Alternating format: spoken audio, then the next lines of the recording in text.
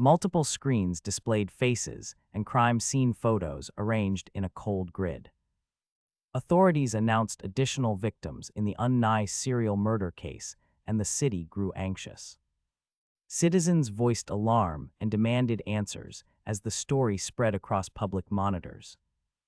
A funeral portrait of Unnai appeared, framed by fresh wreaths and a single photograph. Investigators found no clear connections among the victims and therefore suspected a perpetrator targeting similar individuals. The investigator reviewed the sparse evidence and searched for a motive or pattern. A small shrine gathered candles and handwritten notes from mourners who could not accept the loss. A solitary figure approached the memorial and stood in the dim light before walking away.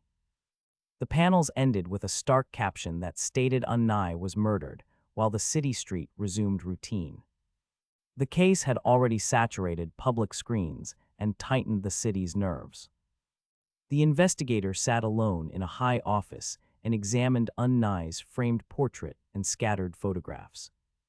He scrolled through digital files, pinned sparse notes, and tried to force a pattern from thin evidence. Fatigue and frustration settled into his shoulders and blurred his focus. He rubbed his temple and stared at the cold grid of faces he could not connect. In the dim light, a small pill rested between his fingers, and the room narrowed to a red pattern around him. He lifted it toward his lips as the pressure mounted. The office door opened, and a colleague's voice called his name, bringing the frantic silence to a sudden halt. The interruption left the moment unresolved and questions hanging between them. After the unanswered office door, the investigator later joined a crowded restaurant with colleagues. He sat among laughing coworkers and studied the round table in front of him. A colleague noticed his silence and asked in a low voice if he was all right. The investigator apologized and admitted he had just spaced out for a moment. Another colleague reminded him he had thrown up the last time he drank. Dishes, a bottle of soju, and a small pill case sat on the table. The room blurred into a close view of the phone, the cup, and the tabletop. Unnai later leaned into the laughter and let a small smile show on her face. Friends raised their glasses and sang while the investigator's gaze remained unsettled. After the crowded restaurant, the investigator left the table feeling unsettled and later stood in the morgue. A coroner lifted a blade over the body as he watched. He was asked to confirm the cause, and he answered yes. He read notes about Unnai's face and the old video that had circulated. Fresh cuts and a carved mark marred her skin. A number had been carved into the back of her hand, beyond the reach of the cord. The investigator thought she had been braver than he had been. The wound and the mark pointed at a culprit. He told himself number did it. Back at the office, a colleague smelled smoke and asked for a cigarette while small complaints resumed around him. The investigator left the crowded restaurant and later stood again in the morgue. The coroner lifted a blade over Unnai's body as he watched and asked him to confirm the cause. He read notes describing fresh cuts and a carved mark on her skin. A number had been carved into the back of her hand, beyond the cord's reach. He thought she had been braver than he had, and he clung to that theory. At the table, he felt the world spin, and colleagues argued about police failures. One man insisted killing could be retaliation, while another called the idea pointless. Officers moved in at a scene, and voices suggested a deliberate revenge motive. The investigator's suspicion hardened while he returned to the restaurant and small complaints resumed. The investigator and his colleague walked along the quiet avenue beneath neon signs and street lamps. They traded small talk about the night and the case while keeping voices low. One of them teased the other and asked if they had noticed any strange smell. The reply was a half smile and a casual thanks that cut the tension. They paused briefly by a sidewalk sign and resumed walking toward the restaurant. Above them, a lone figure crouched on a rooftop edge and scanned the street. The watcher remained still and unreadable while the pair went on below. The investigator did not seem to notice the silhouette that lingered in shadow. Night swallowed small voices as the two continued and footsteps faded down the block. The rooftop figure watched unmoving until a speech bubble contained a short line of text. The investigator then sat late and reviewed multiple surveillance monitors and case files. He watched the grainy camera angles and paused frames for familiar details. The night footage lacked clear and consistent links between locations and victims. Case sheets listed assignment numbers, faces, and a few surviving witnesses' names. He compared photographs and evidence notes and built a centralized investigative file. One name or number returned repeatedly in both reports and interview recordings. The investigator called a survivor in for questioning at a small table. She spoke with a tight voice and carefully avoided direct eye contact. Her hands trembled as she described a brutal encounter in dim light. The memory sharpened in a panel image of a bladed weapon and blood. The investigator recorded her testimony and tried to match the fragmented recall to known patterns. The investigative work felt mechanical in process and chilling in its implications. After long hours at the monitors, the investigator went to a fresh scene with his colleague. They found Unnai slumped and bleeding against a wall under harsh light. The colleague called the incident a likely coincidence and tried to steady the mood. They moved through a near-empty street toward the next lead while the investigator listened and recorded. The colleague insisted no one else had been around that night. In a quiet room, the investigator asked Unnai to explain what she recalled. She kept her voice tight and avoided eye contact while describing the attack. The street and the interview did not line up neatly with files. A single panel memory of a bladed weapon and a ruined room hardened into the case file. The investigator and his colleague examined the taped alley where blood stained the pavement. They found a faint trail and a discarded tag that suggested hurried movement. Later, Unnai sat across from the investigator and described hearing a voice during the attack. She spoke in tight sentences and avoided eye contact while reliving brief flashes.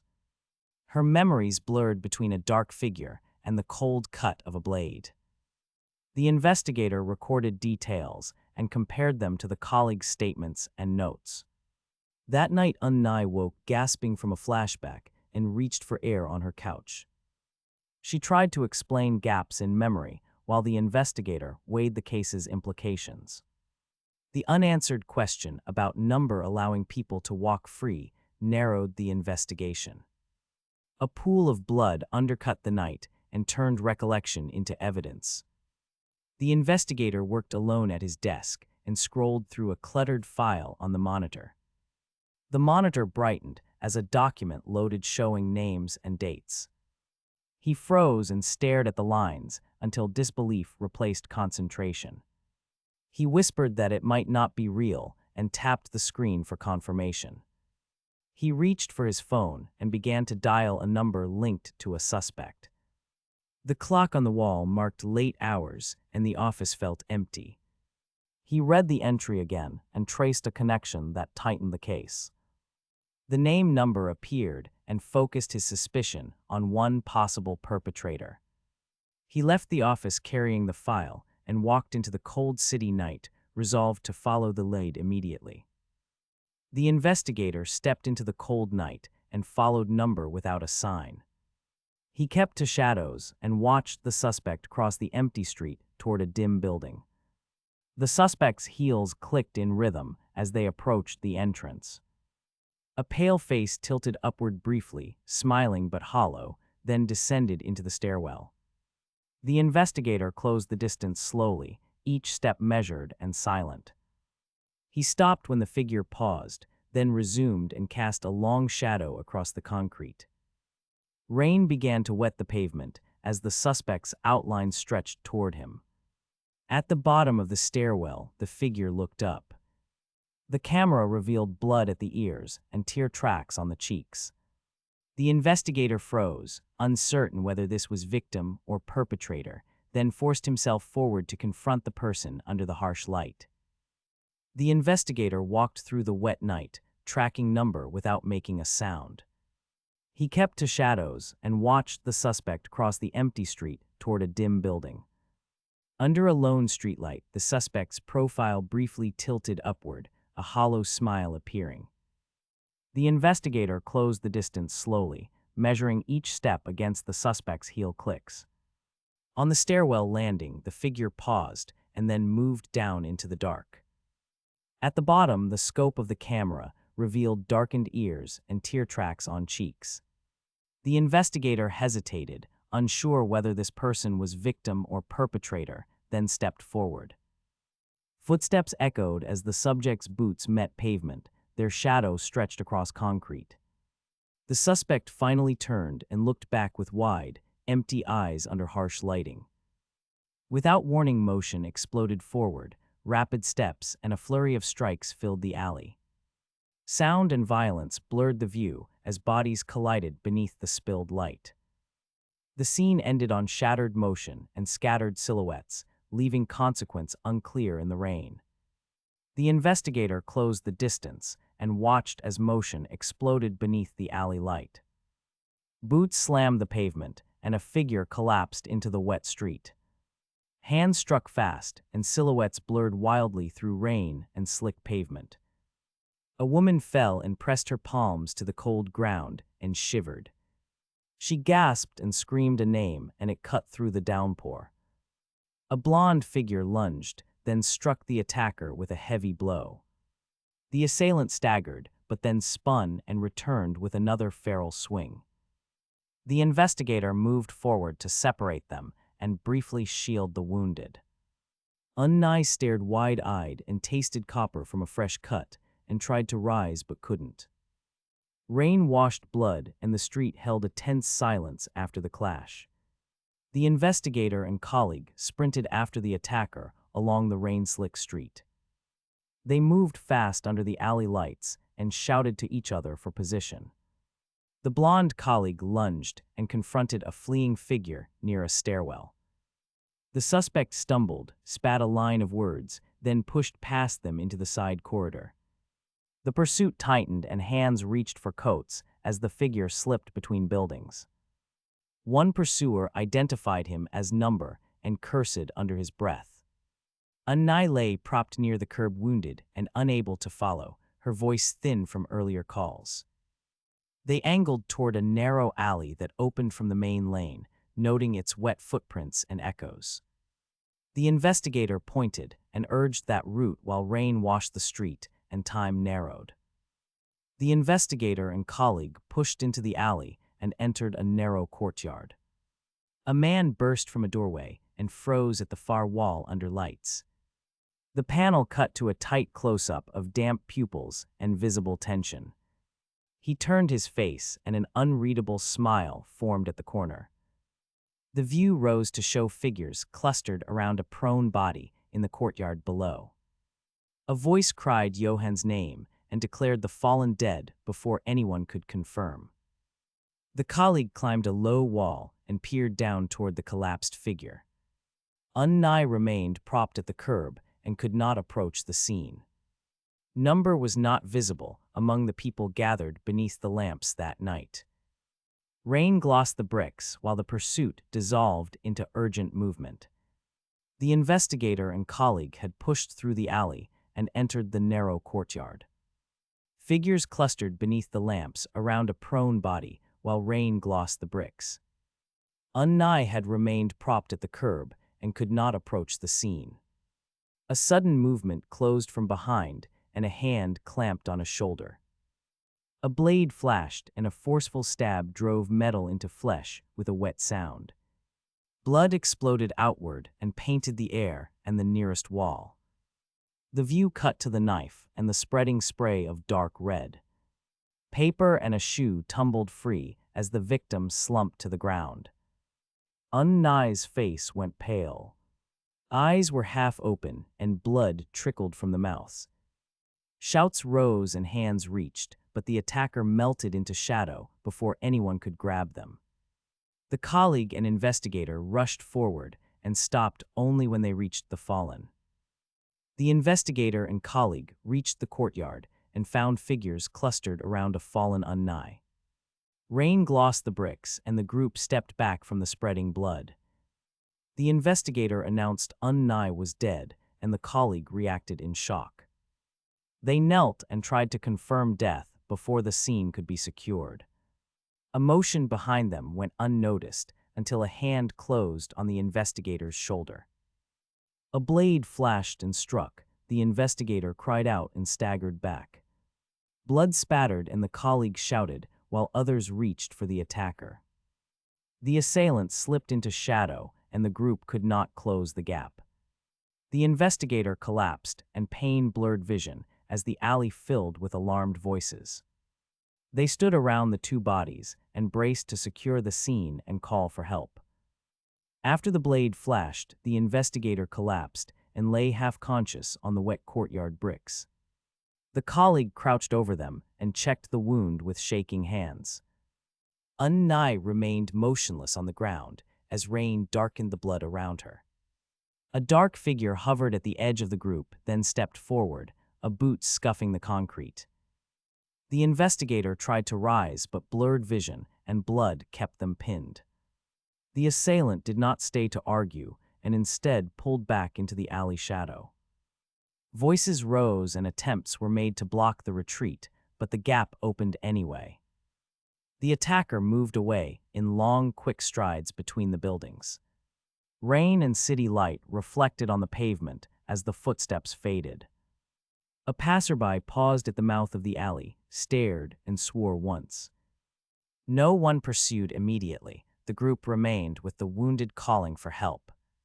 After the initial chaos, the group huddled around Unnai on the wet alley bricks. The investigator lay half-conscious, while the colleague checked wounds with shaking hands. A dark figure had retreated earlier, but now returned at the alley mouth. Close-ups revealed a blue light in the figure's eye and a cold smile. The figure stepped forward and declared one line that cut through the rain. Voices fell silent as the words, "Found you." "Destined murderer," echoed off brick. The accusation pinned attention to a single unknown person near the group. Rain and pooled blood glinted under the alley light while no one moved. The passerby at the alley mouth froze, then muttered a curse and stepped back. The group remained with Unnai, while the accused stood silently under the blue glare. 3 hours earlier, the scene moved to a quiet interview room. Yang Sunhee sat across from the investigator and thanked Number for saving her life and her family. The investigator listened while he reviewed a file and checked his phone at the table. He found a printed photo attached to the report labeled ex-lover and paused over the name. The file connected Number to the survivor by relationship and circumstance. Yang Sunhee reacted when the phrase ex-lover was spoken. The investigator's scrutiny and her testimony triggered a brief, shadowed flashback. The memory showed a man striking a woman's head. The moment tied the survivor's gratitude to an unresolved, violent episode and deepened the case's complexity. 3 hours before the alley scene, the investigator had sat with Yang Sunhee in a small interview room. She thanked Number for saving her family, while the investigator reviewed a photo labeled ex-lover. Her voice tightened, and the investigator's scrutiny sparked a shadowed memory of a man striking a woman's head. In that memory, a blow connected a grateful testimony to unresolved violence. Back in the room, he asked why she had not said Number saved her life earlier. She hesitated, then asked aloud whether she might have lied about it herself. Silence stretched as he waited, watching her face for any small shift. Her thought broke into certainty. She whispered that she knew now. The memory returned to the alley, where a collapsed woman lay and passers-by shouted. They saw a lone, disheveled man watching from the shadows and a small card by the woman. In the final frame, the investigator met that man's eyes and understood the murderer could be known. The alley had been narrow and shadowed as a hooded man stepped forward. Two passers-by on the lane noticed him and called out in sudden alarm. He reached into his coat, then lashed out with a blade across the path. Unnigh on the ground was struck hard and collapsed against the brick. Bystanders shouted and tried to move closer to help the fallen woman. One reached out and grabbed at his arm but failed to stop him. The attacker spun and delivered another violent blow as lights flickered above. Blood spread across the pavement while Unnigh crumpled motionless on the ground. People recoiled and shouted for aid and stepped quickly away in fear. The hooded man glanced back once before melting further into the night. The investigator later reviewed images and recognized a small gesture that matched a memory. He understood then that the murderer might already be someone he had seen. The alley had been narrow and dark when the hooded attacker stepped forward and struck Unnigh. Two bystanders shouted, and one reached to grab his arm but failed. He lashed out again, and Unnigh collapsed against the brick as blood stained the pavement. Lights flickered while people recoiled and shouted for aid. The attacker glanced back once, then melted into the night, clutching the blade. Later, the investigator paused on a clear frame and studied a small gesture he had seen before. He matched that motion to a memory and felt the case shift. In the same frames, the attacker aimed at a different man and said, "Not you," naming a specific target for elimination. A hooded figure lunged down the narrow alley and struck toward the pale man. The man staggered, his hand coming up quickly to ward the blow. Motion lines and bruised light showed the strike's speed and force. Numbers flickered across the frame in clinical digits. The attacker moved with razor accuracy, circling to land another hit. Blood spattered the pavement, and the victim collapsed against the bricks. No one hindered the escape as the shadow vanished into the night. Later, the investigator froze on a clear frame and studied a small gesture. He matched that motion to a separate memory and felt the case shift. The pattern suggested the attacker chose targets by recognition and now named others "not you." A curved blade flashed and struck, driving the fight into harsher motion. The attacker spun a hooked weapon and cleaved through empty air and fabric. The nearby victim reeled backward, mouth open, blood spraying his shirt and collar. Blue digits fractured the scene and centered on a sharp number, 3924 displayed cold. The investigator recognized the numeric pulse and felt the pattern pull the case outward. He moved without hesitation, closing distance to intercept the attacker with practice strikes. Blades met and rang, metal on metal, ringing beneath the pale street lamp light. Each slash opened new stains, and close grapples rocked both men and their footing. The attacker sought escape through motion and shadow, but failed to break the hold. The investigator tightened his grip and pressed the pursuit until the alley held answers.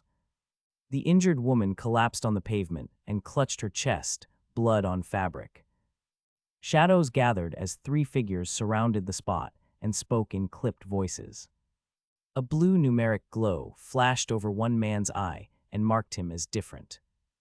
They said someone had been found and called him a psychotic murderer. The investigator scanned crime photos and scene notes, seeking traces left behind. Items remained missing, and leads ran cold despite methodical searches and interviews.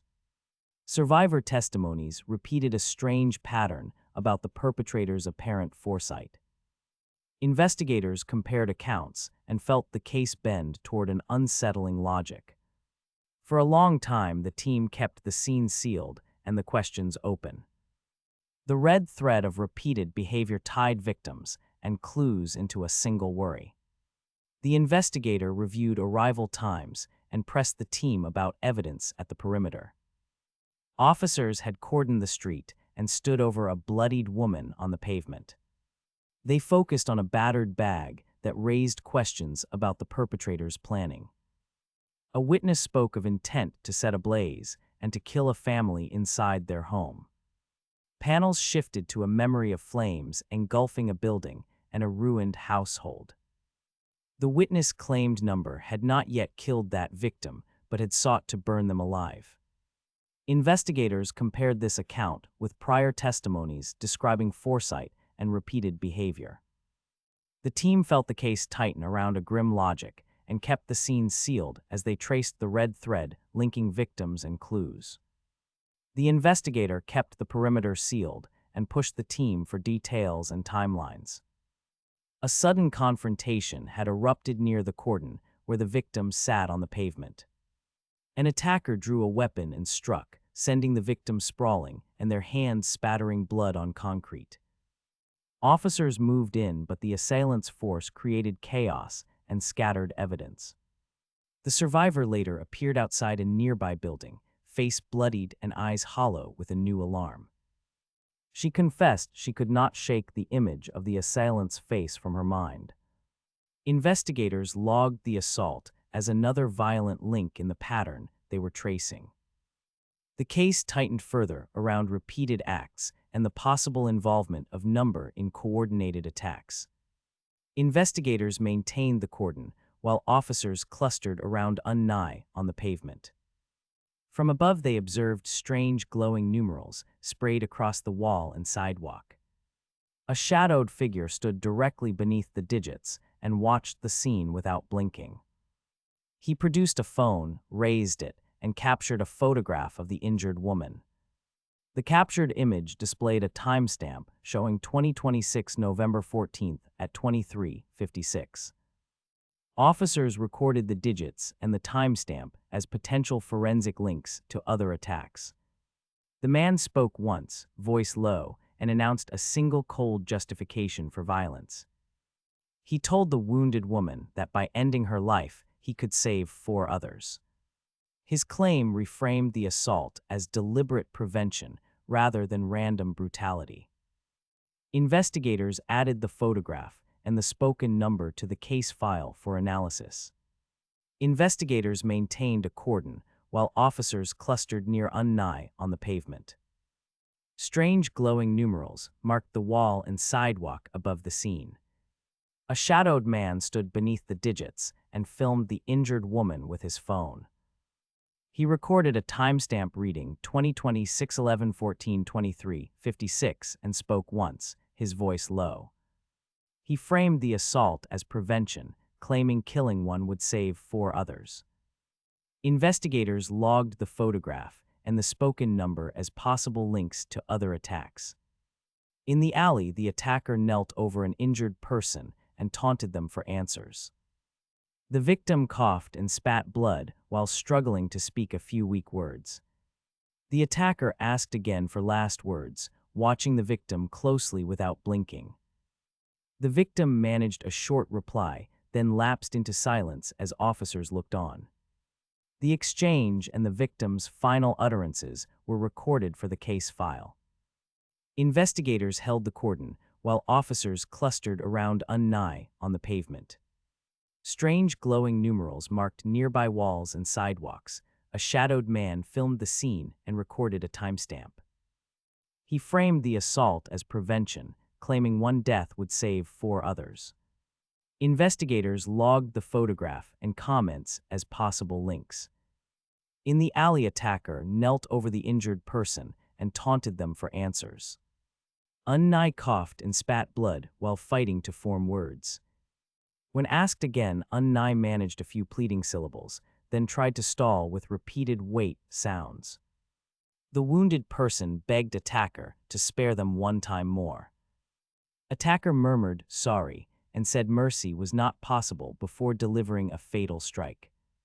Blood erupted across the panel and Unnai fell silent as the scene ended. Investigators had cordoned off the alley and recorded the scene. A curved blade glinted with fresh blood as attacker stood above Unnai. Unnai coughed and tried to speak, but sank into silence after a final strike. Officers photographed the corpse and the blood trail while a shadowed figure filmed. The figure later posted a time-stamped message claiming the killing prevented other deaths. Investigators logged the message and the photograph as possible links to motive. An investigator examined the wound closely and noted precise puncture marks and residue. He asked whether one life could be sacrificed to save several others. The killer walked away without apology. The investigator reviewed the scene and muttered the case's numbers aloud. He knelt and stared at a fallen pawn image marked on the pavement. The scene ended with no clear answer, and the investigator kept the case moving. Investigators had cordoned the alley earlier, and the investigator's notes remained with him. He had begun to trace motive and method. The narrator concluded the killer followed a personal rule, not random malice. A shadowed figure stood above the lane and spoke. Another person stepped forward and offered to help the stranger. A woman on the pavement gasped and bled from her chest. She identified herself as a reporter and begged to help save the shadowed victims. Bystanders clustered at the alley mouth as the stranger weighed the plea. The investigator recorded statements and photographed the scene again. The choice between sacrifice and protection hung in the air. No clear solution arrived. The case gained a new light from the survivor's plea, and the investigator moved the inquiry forward. A new exchange played out beside the bloodied scene while the investigator watched from the perimeter. A cloaked stranger crouched near the fallen woman and offered a small object, speaking of disposal and rules. The bloodstained man answered that he could help and moved closer to accept assistance. Silence spread as both men measured the terms, and the kneeling woman gasped. The stranger revealed the device, pressed it, and produced a sharp click that punctured the air. He then asked if anyone had last wishes or final words. The investigator recorded the interaction and noted the bargaining tone of the encounter. The standing man gave a terse reply, and the scene tightened between threat and concession. The investigator watched as the wounded woman gasped and recoiled. Darkness rose from her like a shadow, and her eyes flared bright. Text panels declared a cold moral truth, and the narrator weighed the claim against the chaos. The story then cut to a city street where life moved past the crime frame. Responders cordoned the alley and crouched around the body while the coroner took stock. The investigator recorded actions and failed bargains from the prior exchange. At the end, the camera fixed on a bloodied hand clutching a tiny red object, and the investigator registered the detail as a possible trace. The scene held in that small proof while the city kept going around the incident. The investigator had cataloged the wound and the tiny red object earlier. He watched the new confession panel as if it were another piece of evidence. A voice promised to save as many lives as possible by killing those judged necessary. Silhouettes of strangers passed under the cold city sky while a hooded figure filled the frame and became the claim's agent. The statement left no ambiguity. To save the savable, they would kill people. Images of the wounded woman and the responders still lingered in his file. The city moved on and erased witnesses, but not the moral choice. He recorded the line as both evidence and warning before the panel ended on a blunt title.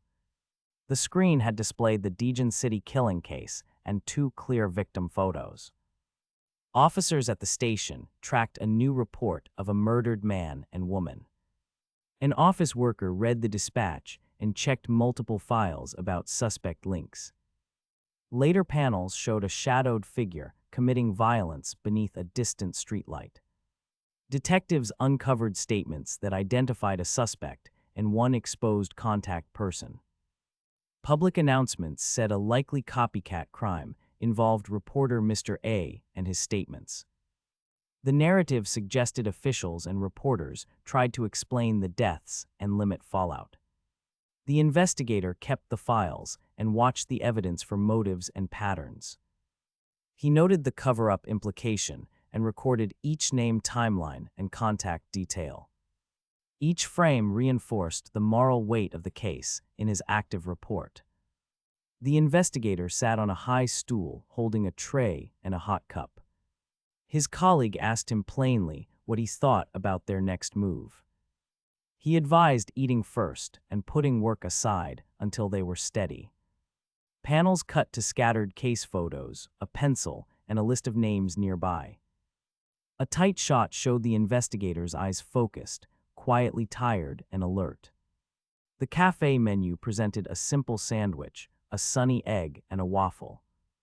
They discussed which items would be eaten without delaying investigative work. The colleague measured meals against coffee breaks to keep their concentration steady. Wide panels revealed the small cafe interior with lone patrons and empty chairs. They returned to a table, opened a laptop, and reviewed case notes together. He held the files mentally and kept the cover-up implication in view. Every quiet gesture underscored the moral weight the investigator carried for the case. The investigator left the cafe and walked toward Jomble Station under evening light. He watched the intersection from above and noted the crosswalk's empty geometry. A figure appeared at a high window and looked out across the street. The figure's face was shadowed and the eyes reflected a blue light. The blue light stilled, then flared into a thin flame above the street. The flame expanded into scattered sparks that unsettled the crowd below. Pedestrians froze as the light washed over them and drained color from faces. Back at the cafe, people raised their heads and saw the sky turn blue. Inside, one figure hunched at a table as the glow closed around them. The investigator kept his hands steady and cataloged each motion and effect. The investigator left the cafe and looked up at a high window. A shadowed face leaned out, and its eyes reflected a thin blue light. The blue light stilled, then flared into a narrow flame above the street and scattered into sparks. Pedestrians froze as the light washed over them and drained color from their faces. Back inside the cafe, people raised their heads and watched the sky go blue. One figure hunched at a table as the glow gathered around them. The investigator kept his hands steady and cataloged each motion and effect. He saw others adjust clothing and check phones while faint numerals flickered across screens. A caption noted a simple target code. The bigger number advanced across the crosswalk, and a group walked beneath the blue light. The investigator recorded the pattern and the repeated flicker of numbers. He began to tie the light to a broader sequence. The investigator had stepped back and continued to log reactions to the blue light. Inside the cafe, a young server announced a sandwich and waffle and then froze. She scanned the room with a widening stare. One table held a cup, a sandwich wrapper, and a small pile of bills. No customer remained. The server moved closer and whispered, "Where did he go?" The investigator treated the abandoned items as another trace in the sequence he tracked. A bold title panel separated the scene. The comic then jumped to two hands lifting cans. They clinked them sharply and shouted cheers. The sudden celebration contrasted with the empty seat and deepened the pattern of vanished people and leftover tokens the investigator recorded. The investigator observed the room shift from casual chatter to loud collective celebration. A group raised cans, clinked them, and shouted slogans across the tables. The server's smile froze as she moved toward the noise to ask for quiet. A glass hit the table, skidded, and splashed liquid over plates and flyers. Patrons flinched and pushed back from the spill with sudden audible alarm. Two young patrons sat across from each other and exchanged confused glances. Others scanned nearby seats and the scattered leftovers on the tables and chairs. The investigator logged the spilled drink, overturned cup, and startled reactions as evidence. The contrast between celebration and abrupt alarm reinforced the pattern he had recorded. He prepared to cross-reference these details with the abandoned items and empty chairs. The investigator observed the room continue its quick shift from relaxed chatter to sharp alarm. A young man called for beers, and the group lined toward easy conversation. Plates and drinks sat between the patrons as a pale blonde smiled and lifted his cup. The mood fractured when a woman collapsed, blood pooling near scattered chairs. Patrons recoiled and muttered while the investigator logged the scene and the overturned items. The blonde demanded answers, then seized an older man by the collar in a furious confrontation. The commotion moved the group toward a dim bedroom where the injured woman lay under sheets. The investigator watched others question the man at the bedside and prepared to cross-reference the scene with witness statements. The investigator had logged the bar confrontation and watched the group fragment. Patrons finished drinks and kept talking while bottles clustered on the table. A close shot recorded several green bottles under harsh light.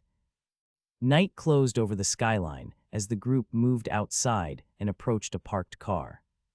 They exchanged quick farewells and warned one another to get home safe. Laughter softened the edge of anger as they climbed into the vehicle and shut the doors. The engine carried them through empty avenues and under sparse streetlight. The car cut across lanes with steady speed and taillights tracing the road.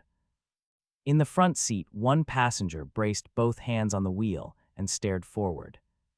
The investigator planned to cross-reference their route with statements and camera footage. The car interior had narrowed into tension as one occupant focused on the road ahead. He kept both hands steady on the wheel and blinked slowly. Close shots showed a foot resting on the pedal and the vehicle shifting speed. Outside the car, the city blurred while people waited near a crosswalk. A sudden shout ordered a turn, and the voice cut across the cabin. The car steered hard toward the sidewalk, and pedestrians reacted with panic. Tires screamed and lights streaked across the panels. The vehicle struck with a white flare, and debris flew from the contact point. Inside, the driver flinched and tightened his grip while the passenger watched the result in stunned silence. The scene left the street, ringing with alarm and urgent motion. The car struck the sidewalk in heavy rain, and a person fell near the curb. Pedestrians scattered and screamed, while two occupants reacted inside the speeding vehicle. The driver kept both hands on the wheel and stared straight ahead.